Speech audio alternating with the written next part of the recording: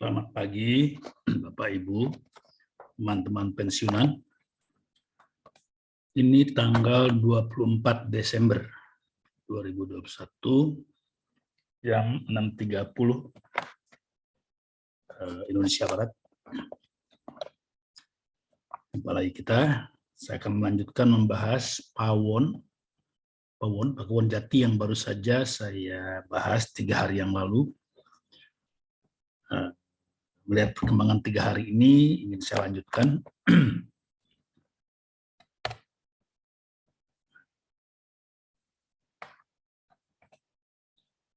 Waktu 3 hari yang lalu itu Pawon drop ya, harganya ke 470.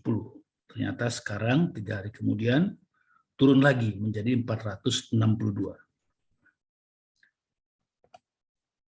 Ini grafik hariannya.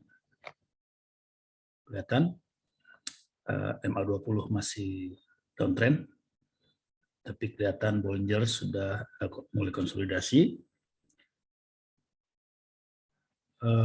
Kemarin harga dalam kisaran pendek saja ya, jadi sudah bertahan. Ini adalah kurva mingguan.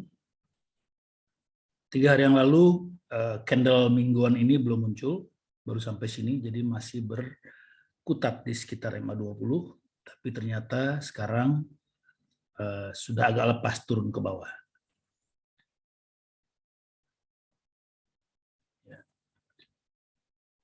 Asing kelihatan masih santai. Kemudian ini grafik 40 menitan.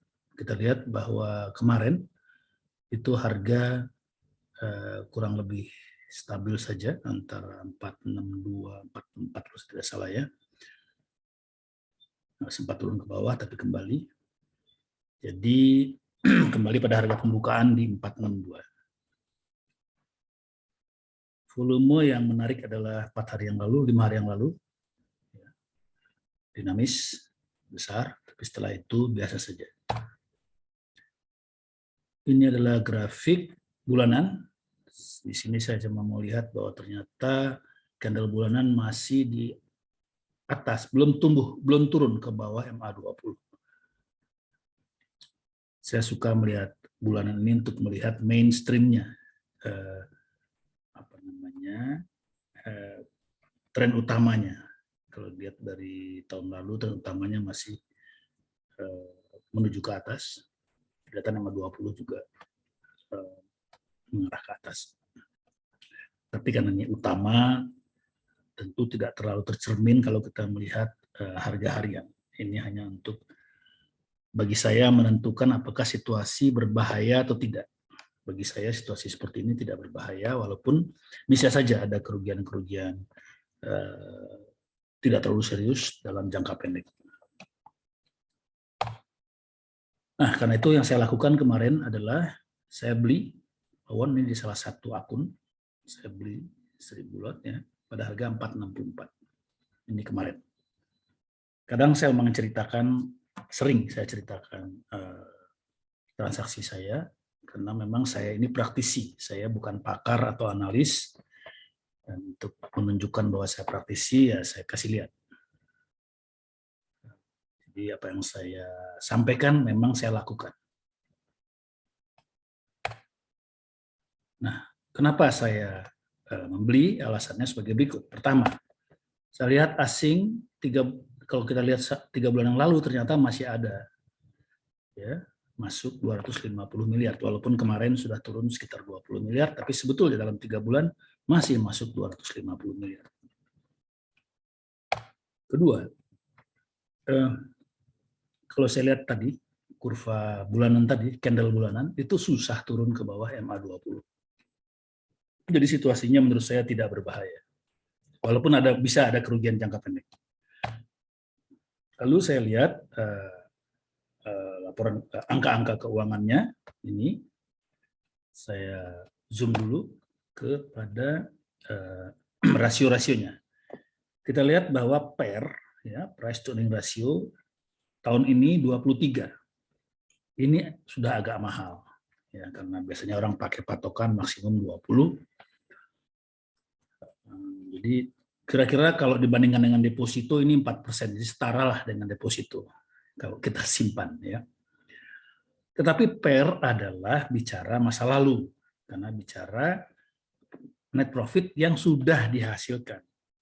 PER tidak bicara prospek bisnis.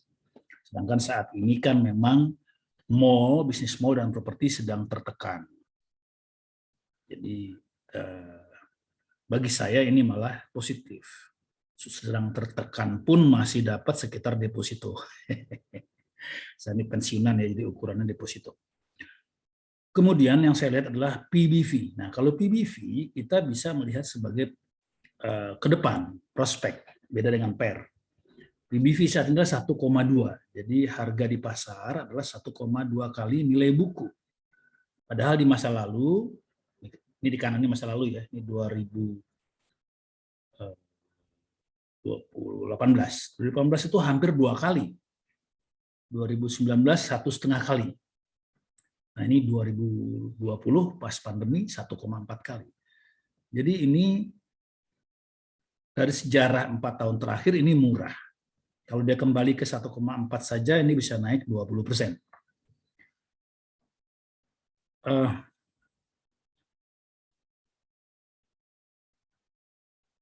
Kemudian kita lihat hutang. Debt to equity itu sehat ya, hanya setengah dari equity. Jadi hutangnya hanya setengah dari modal. Ya ini perusahaan sehat lah.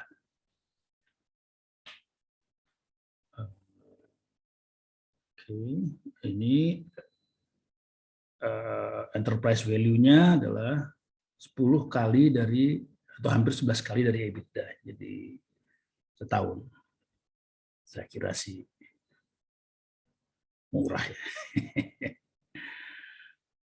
Kemudian jadi itu kalau melihat PER ini biasa saja ya sekitar 4% setahun, tapi itu masa lalu, masa yang sudah lewat. Kalau melihat PBP menurut saya ini murah. Apakah akan kembali ke 1,4? Apakah bisnisnya masih prospek untuk 1,4 kembali? Kalau saya pikir properti akan ada masanya. Jadi mudah-mudahan tidak lama. Dan walaupun mall saat ini tertekan karena online, tapi mall di tengah kota selalu dibutuhkan masyarakat. Ya paling nggak sebagai gelanggang olahraga, bisa jadikan rumah sakit juga. Jadi memang ada ancaman tren online terhadap mall, saya kira itu betul. Tetapi saya percaya bahwa mall-mall besar di tengah kota tetap punya fungsi sosial yang nanti akan bisa dimanfaatkan oleh masyarakat tergantung dari kreativitas dari manajemen. Dan saya percaya Pakuwon Jati sebagai perusahaan tertua di properti, sudah lama di bisnis ini, tentu punya kreativitas yang memadai untuk mencari celah meningkatkan kembali penjualan. Jadi saya tidak khawatir soal itu.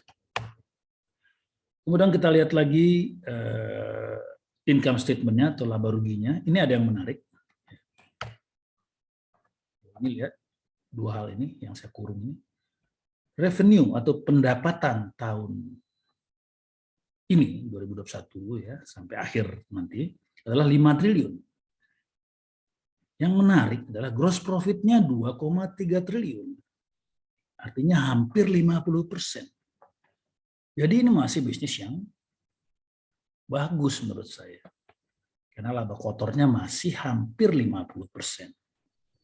Kalau dulu tahun 2018 pada saat penjualan 7 triliun, laba kotornya itu 4 triliun. Ya, lebih dari separuh. Hampir 60%. Nah sekarang penjualan sudah anjlok ke 5 triliun, tapi gross profitnya masih hampir 50%. Jadi menurut saya ini menunjukkan ketangguhan dari bisnis Pakuwon Jati. Jadi saya menyukai ini. Kemudian net profit yang masih ada sekitar 1 triliun. 1 triliun dari kira-kira 20% dari 5 triliun, net profit 1 triliun ya. Lumayan. Interest expense bukan hal yang terlalu bukan masalah lah ya.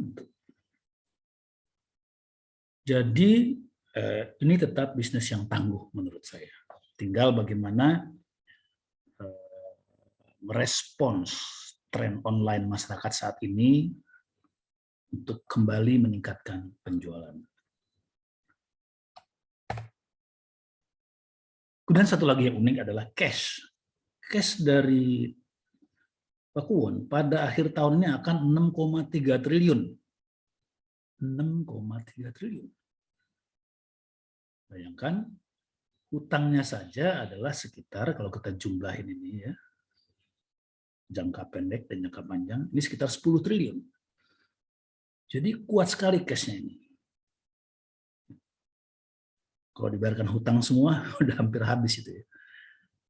Cashnya 6,3 triliun, padahal tadi penjualannya, revenue-nya adalah 5 triliun. Jadi jumlah cashnya lebih besar daripada daripada penjualannya.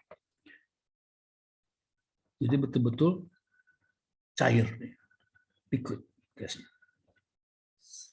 Di masa lalu sekitar 3 triliun, 4,7 ya. Jadi ini justru lebih besar dari tahun-tahun sebelumnya, tahun-tahun sebelum COVID. Mau diapain uang ini? Pertanyaannya begitu. Mau diapakan uang ini? Bisa dibagikan sebagai dividen, bisa untuk investasi lagi, atau bayar hutang. Ini yang menarik untuk kita lihat di tahun depan, kebijakan dari Bapak Jati ini. Pokoknya saya dulu.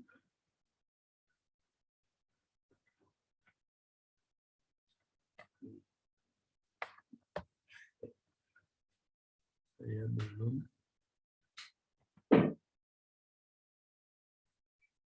Oke, gambar saya masih muncul. Ya. Jadi ini satu kekuatan menurut saya. Bisa juga dipakai untuk membeli kembali saham yang sudah murah, yang sekarang 1,2 kali nilai buku. Kalau saya sih saya beli aja. Uang ada segini, saya beli aja tuh saham murah, saham saya sendiri kok. Tapi tidak tahu, kita akan lihat tahun depan. Jadi demikian saya merasa Pakuwon Jati bagus untuk menjadi simpanan saya. Jadi kalau dia naik jangka pendek ya saya anggap trading, tapi kalaupun turun lagi dan masih lama ya nggak apa-apa, saya anggap simpanan saja, celengan. Saya merasa aman menyimpan uang di sini pada harga segini. Kalaupun turun ke, mungkin saya kira bisa turun ke 430 ya, secara grafis saya lihat begitu, ya saya akan beli lagi, saya akan tambah lagi. Justru itu menurut saya kesempatan. Ya, ini asetnya, aset. Saya suka aset dari Pawon, Tunjungan Plaza besar sekali di Surabaya, dan Kota Kasablanka di tengah kota Jakarta. Ada lagi Gandaria City dan lain-lain. Dan saya kira masyarakat kota yang padat tetap butuh mall. Ya, entah sebagai untuk belanja, entah untuk bergaul, entah untuk olahraga, entah untuk rekreasi, untuk apapun, atau untuk perkantoran, mall sebagai aset penting dari Pakuwon Jati tetap bisa dimanfaatkan. Demikian pemikiran saya, bukan rekomendasi. Ya, ini hanya menyampaikan pikiran sebagai untuk mudah-mudahan jadi masukan. Demikian, selamat pagi Bapak Ibu, sehat selalu. Satu lagi. Saya kira hari ini akan turun lagi karena hari ini hari Jumat dan menjelang libur. Libur Natal juga weekend. Jadi saya kira akan dijatuhkan lagi harga hari ini dan saya akan tambah lagi. Sore nanti. Perkiraan. Demikian, terima kasih. Salam.